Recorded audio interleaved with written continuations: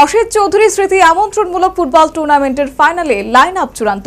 দ্বিতীয় সেমিফাইনালে বিজয়ী জম্পুইজলা একাদশ, ফাইনালে ব্লাডমাউথের প্রতিদ্বন্দ্বী। ফাইনালে কিল্লা একাদশকে হারিয়ে প্রথম ফাইনালিস্ট হিসেবে যোগ্যতা অর্জন করেছে ব্লাডমাউথ ক্লাব।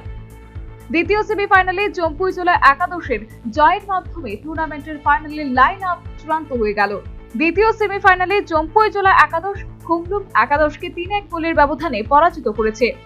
খেলার প্রথমার্ধে 2-0 গোলের ব্যবধান তৈরি করে নেয় জম্পুইজলা একাদশ। তবে দ্বিতীয়ার্ধে বিজিত দল ঘুরে দাঁড়ানোর চেষ্টা করে, কিন্তু শেষ হাসি হাসতে পারেনি।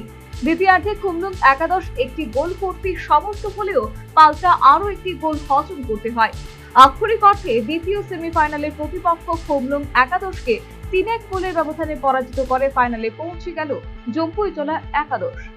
এদিন বিজয়ী জম্পুইজলা একাদশের পক্ষে সুমন্ত দেববর্মা, সুখদয়াল জমাতিয়া এবং কর্ণকলই একটি করে গোল করেছেন। অন্যদিকে খুমলুং একাদশের পক্ষে একমাত্র গোলটি করেন কুবের দেববর্মা।